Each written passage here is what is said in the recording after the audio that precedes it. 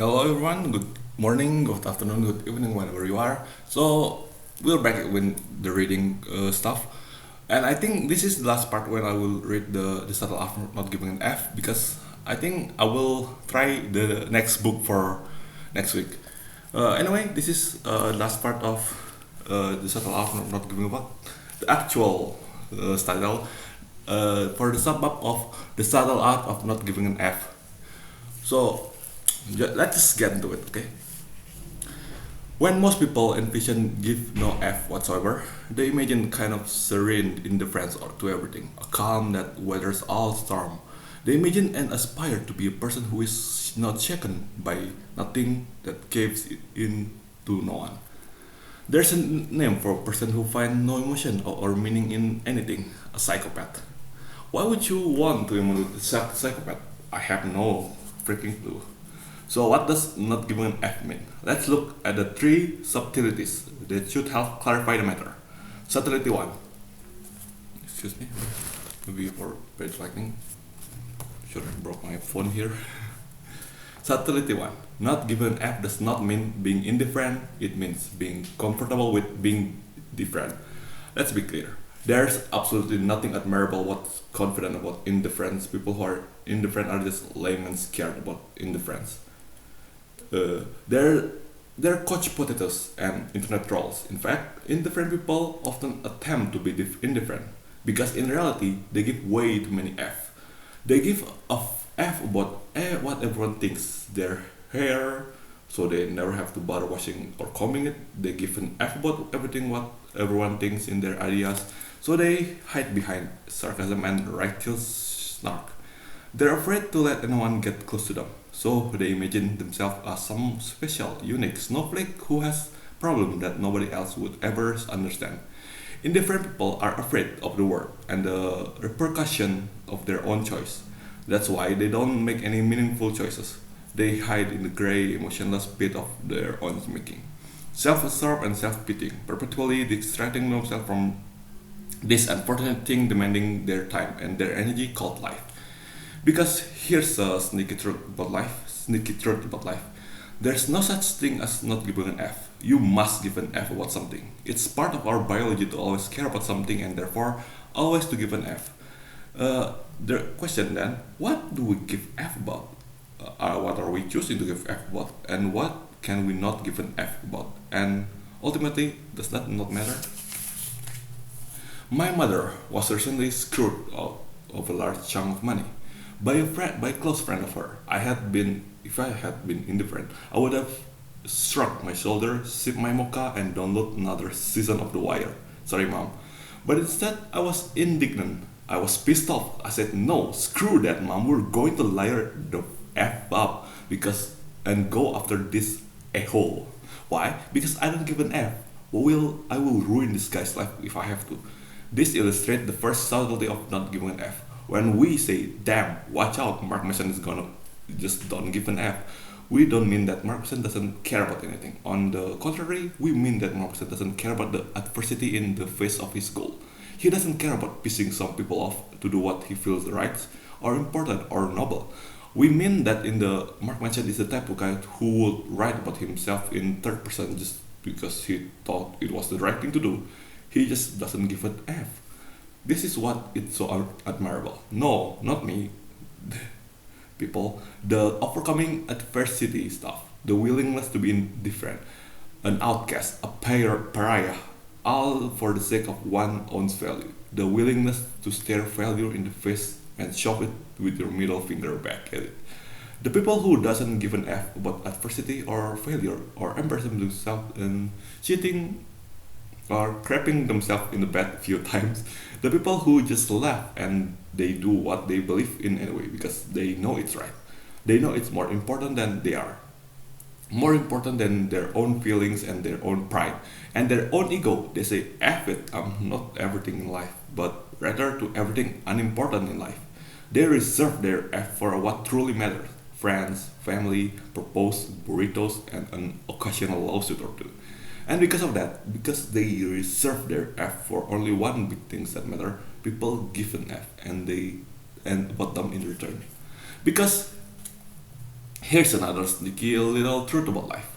You can be an important and joke life-changing person for some people who without about also being a joke and embarrassment to others. You just can't because there's no such thing as a lack of adversity. It doesn't exist because the old saying goes that no matter where you go, there you are.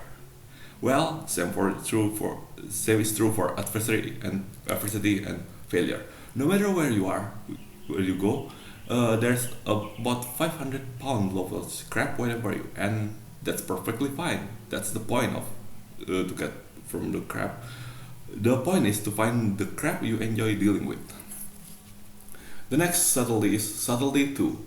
Do not give an F about adversity. You must first give an F about something more important than adversity. Imagine you're at grocery store and you're watching elderly lady scream at the cashier, berating him for not accepting her 30-cent coupon.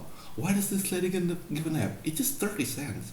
I'll tell you why. That lady probably doesn't have anything better to do with her days and had to sit at home cutting out coupons. She's old and lonely. Her kids are okay. Her kids are not good and never visit. She hasn't had sex in over 30 years. She can fart without extreme lower back pain. Her pension is on its last leg, and she's probably going to die in a diaper thinking she's in Candyland. So she snips coupon, that's all she got. It's her. It's her damn coupon. It's all she can give an F about because there's nothing else to give an F about.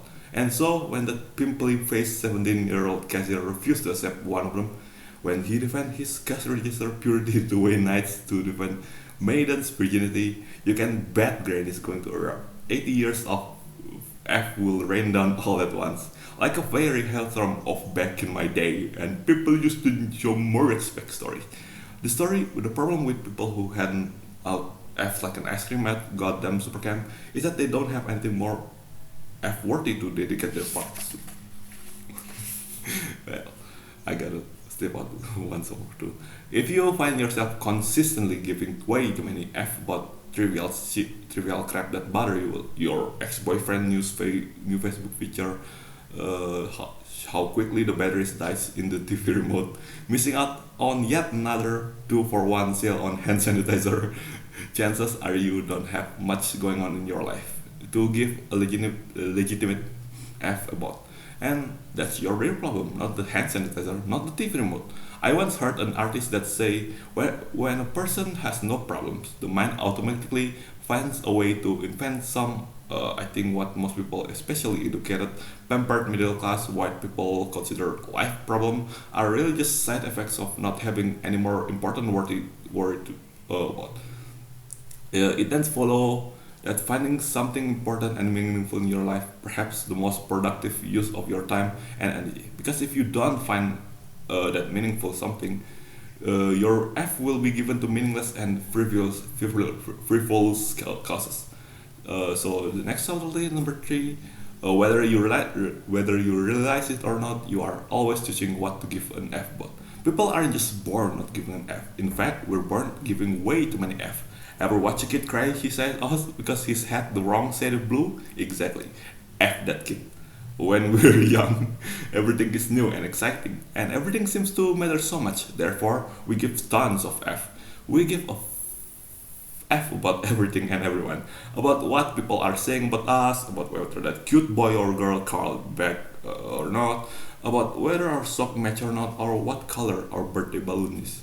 As we get older, with the benefit of experience and having seen so much time slip by, we begin to notice that most of these sort of things have little lasting impact on our life. Those people whose opinion we care about so much because before are no longer present in our lives. Rejection that were painful in the moment have actually worked out for the best. We realize how little attention people pay to the superficial detail about us, and we chose not to obsess so much over them. Essentially, we become more and more selective about F that we're willing to give. This is something called maturity. It's nice, you should try it sometime. Maturity is what happens when one learns to only give an F about what truly F-worthy. When, as Bung Moreland said to his partner Detective McNulty in The Wire, which F you still, which F you, I still don't know that. That's what you're giving F when it wasn't your turn to give an F. Then, as we grow older and enter middle age, something else begins to change. Our energy level drops, our identity solidifies. We know who we are, and we accept ourselves, including some of the parts we are thrilled about. And in a strange way, this is liberating. We're no longer need to give an F about everything. Life is just what it is. We accept it, warts and all. We realize that we're going to cure cancer or go to the moon or feel Jennifer Aniston titty. And that's okay. Life goes on. We now reserve our ever-dwelling F for most of our golf swing, and to our astonishment, this is enough. This is simplification. Actually makes us really freaking happy on a consistent basis, and we start to think maybe that crazy alcoholic Bolkowski was on something. Don't try. Uh, Next point is, so Mark, what the hell is the point of this book anyway? This book will help you to a little bit more clearly about what you're choosing to find important in life and what you're choosing to find unimportant. I believe that today we're facing a psychological epidemic, one in which people no longer realize it's okay for things to suck sometimes. I know that sounds intellectually lazy on the surface, but I promise you, it's a lie for that sorely so. Because when we believe in that things it's not okay for the things to suck sometimes, we unconsciously start blaming others. We start to feel as tough something is certainly wrong with us, which drive us to all sort of overcompensation, like buying 40 pairs of shoes or downing Xanax or with a vodka chaser on a Tuesday night or shooting up a school bus full of kids. Don't do that, please. This belief is that it's not okay to be inadequate sometimes. This is source of the growing feedback loop from hell that is coming to dominate our culture. The idea of not giving F is a simple way of reorienting, uh, reorienting, yeah, reorienting our expectation for life and choosing what is important and what is not. Developing this ability leads to something I like to think as a kind of practical enlightenment. No, not that airy fairy internal bliss and of all suffering thing. On the contrary, I see practical enlightenment and as become comfortable with the idea of some suffering is always inevitable. That no matter what you do, life is compromised on failure, loss, regrets, even death. Because once you become comfortable with all the crap that life throws at you, and it will throw a lot of crap, trust me, you will become invincible to sort of low-level spiritual way. After all, the only way to overcome pain is to first learn how to bear it. This book doesn't give a f about alleviating your problem or your pain, and that is precisely why you will know it's being honest. This book is not some guide to greatness. It couldn't be, because the greatness is merely an illusion in our mind, a made-up destination that we obligate ourselves to pursue, our own psychological Atlantis. Instead, this book will turn your pain into a tool, your trauma into power, your problem into slightly better problems. That is real progress. Think of it as a guide to suffering and how to do it better. More meaningfully, with more compassion, and more humility.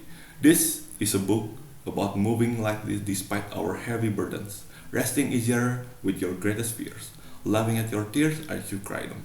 This book will not teach you how to gain or achieve, but rather how to lose and let go.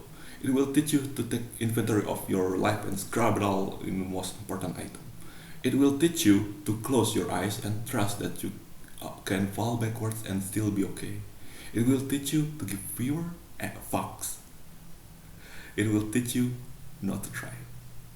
Well, that's all for giving an F for now.